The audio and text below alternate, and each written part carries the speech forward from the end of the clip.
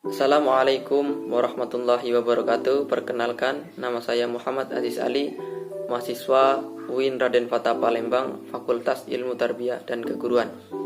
Di sini saya diberikan tugas dari kampus, yaitu program magang 2 yang alhamdulillah bertepatan di SMPN 46 Palembang. Dalam hal ini saya akan menjelaskan materi kelas 9, yaitu mengenai tentang memahami tata krama, sopan santun, dan rasa malu. Baiklah, langsung saja. Yang pertama itu tata krama. Secara bahasa, tata krama itu mempunyai dua kata. Yang pertama itu tata, yang kedua krama. Nah, tata mempunyai makna, yaitu adat, aturan, ataupun norma.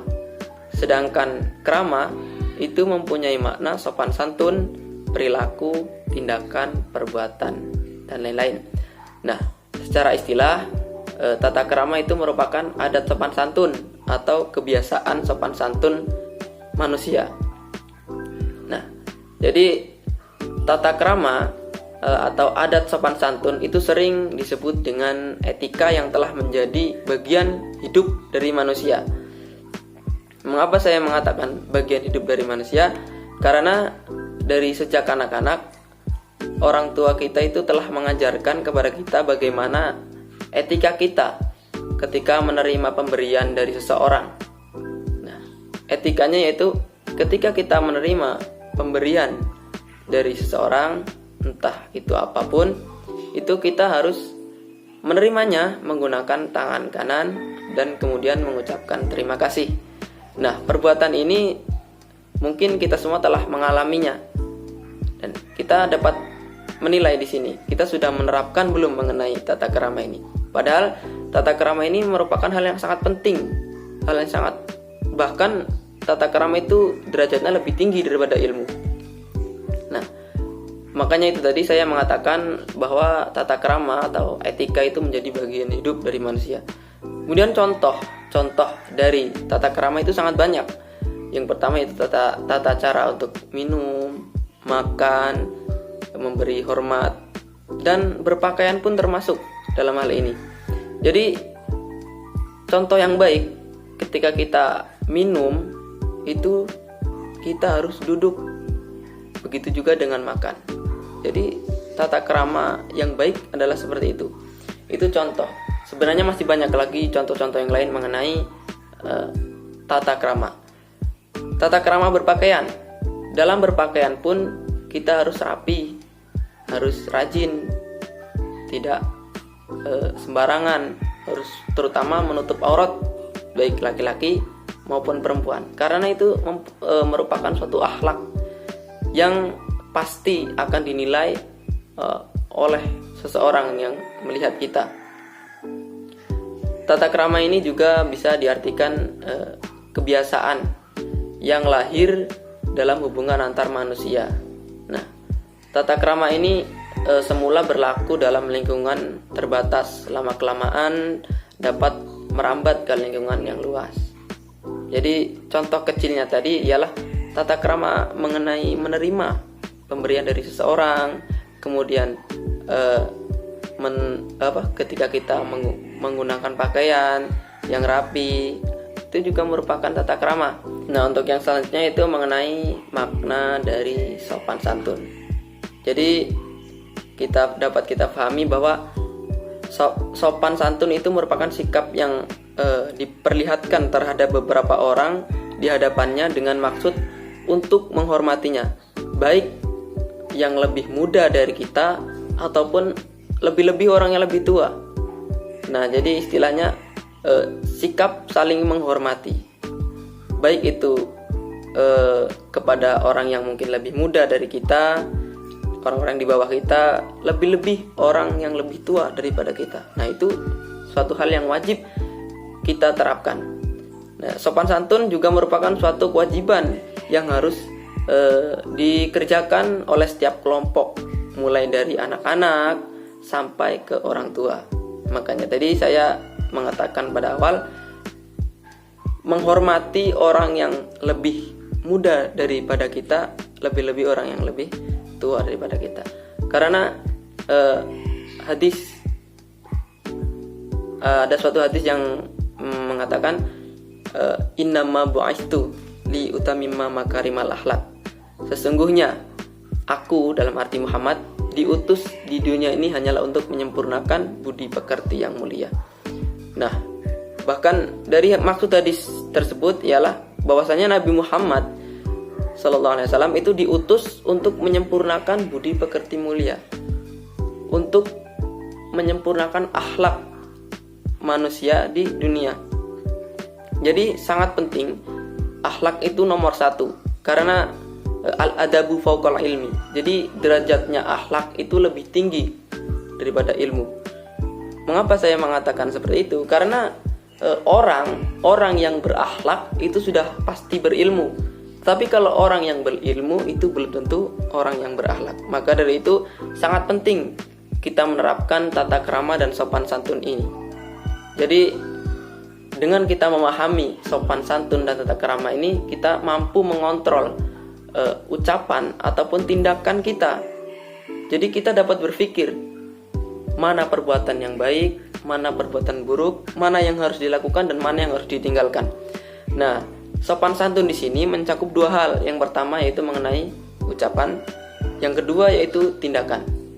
Contoh dari ucapan sopan santun, kita harus berbicara dengan orang tua itu nadanya harus rendah, jangan lebih tinggi dari orang yang lebih tua, istilahnya seperti itu. Jadi tidak boleh melontarkan kata-kata kotor, itu sangat dilarang.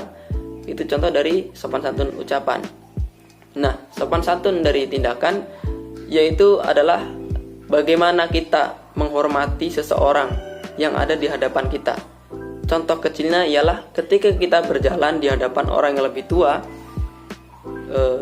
yang mungkin orang tersebut dalam kondisi duduk, kita lewat di depannya, itu kita harus menundukkan pandangan, jangan sampai kita tegak ini, itu sangat tidak dianjurkan. Itu contoh kecil.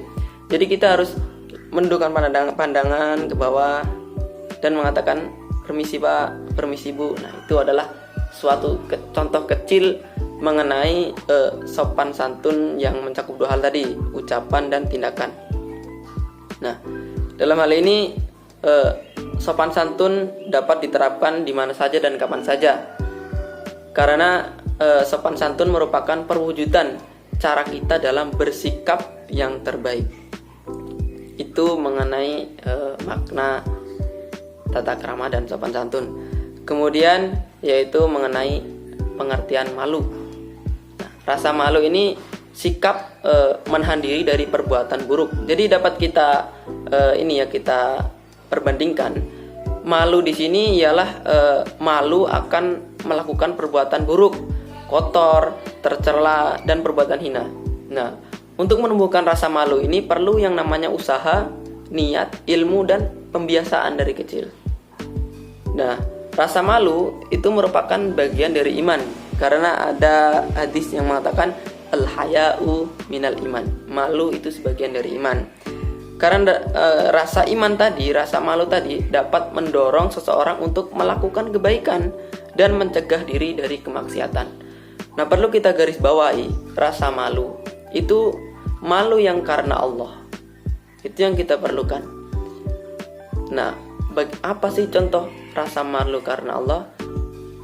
Contohnya ialah kita malu jika kita berbuat kemaksiatan. Kita boleh mempunyai rasa malu ketika kita melakukan tindakan buruk. Kita boleh mempunyai rasa malu karena takut melakukan perbuatan zina. Nah, itu malu yang dibutuhkan. Tetapi malu selain karena Allah, nah itu yang disalahkan. Jadi jangan sampai ketika kita mendapatkan, contoh kecil, ini untuk perempuan, malu ketika dia menggunakan hijab, malu diajak teman-temannya. Nah, itu malu yang salah. Ini khusus umat muslim ya. Nah, itu salah. Terus malu ketika kita akan melakukan presentasi di depan kelas. Nah, itu malu yang salah. Jadi dapat kita pahami, jangan sampai kita salah menafsirkan hadis tadi, al-haya'u minal iman. Jadi ketika kita disuruh, enggak lah, saya malu karena malu sebagian dari iman. Nah, itu harus dilihat dulu. Kalau malunya karena Allah, itu suatu hal yang patut diistiqomahkan. Tapi kalau malunya karena malu insecure, karena tidak bisa ngomong di depan, nah itu jangan diteruskan. Nah, malu itu mempunyai beberapa manfaat. Yang pertama itu mencegah dari perbuatan tercela. Seseorang yang memiliki sifat malu akan berusaha berbuat kebaikan, sebab ia tahu bahwa setiap perbuatan manusia itu dibalas oleh Allah Subhanahu wa taala. Kemudian yang kedua yaitu mendorong perbuatan kebaikan. Rasa malu kepada Allah akan mendorong seseorang untuk berbuat baik, sebab ia tahu bahwa setiap perbuatan manusia akan dibalas oleh Allah di akhirat. Nah, itulah manfaat dari malu. Makanya itu kita jangan sampai salah menafsirkan rasa malu. Nah, malu sendiri itu berasal dari keimanan dan rasa pengakuan atas keagungan Allah. Jadi saya ulangi, malu sendiri berasal dari keimanan dan pengakuan atas keagungan Allah. Rasa malu akan muncul jika kita beriman dan menghayati bahwa Allah itu maha kuasa atas segala sesuatu. Jadi jangan sampai kita malu untuk berbuat baik, itu jangan. Malulah ketika kita berbuat maksiat. Malulah ketika kita tidak melaksanakan sholat. Malulah kita ketika kita melakukan perbuatan zina. Itulah malu yang dibenarkan oleh Allah Subhanahu wa taala. Jadi itulah tadi sedikit penjelasan mengenai tata krama, sopan santun, dan rasa malu. Saya ulangi, dari 3 poin tersebut, contoh-contohnya ialah contoh dari tata krama tadi ya. Ketika kita minum itu kita harus dengan duduk. Ketika kita makan kita harus duduk. Itu contoh dari tata krama. Contoh dari sopan santun yaitu kita menghormati seseorang yang lebih tua daripada kita dan ataupun lebih muda daripada kita. Kemudian contoh dari rasa malu yang dilandasi karena Allah ya ialah ketika kita malu untuk berbuat buruk, malu untuk berbuat hina. Nah, itulah tata cara memahami tata krama sopan santun dan rasa malu. Semoga materi ini dapat bermanfaat bagi kita semua, khususnya bagi diri saya sendiri. Dan semoga apa yang saya sampaikan tadi dapat mengedukasi kita semua dapat menerapkannya dalam kegiatan sehari-hari. Syukur-syukur kita mampu memberikan contoh terhadap orang di sekitar kita. Mungkin itu saja yang dapat saya sampaikan. Kurang lebihnya saya mohon maaf. Saya Muhammad Aziz Ali izin undur diri. Saya akhiri. Wassalamualaikum warahmatullahi wabarakatuh.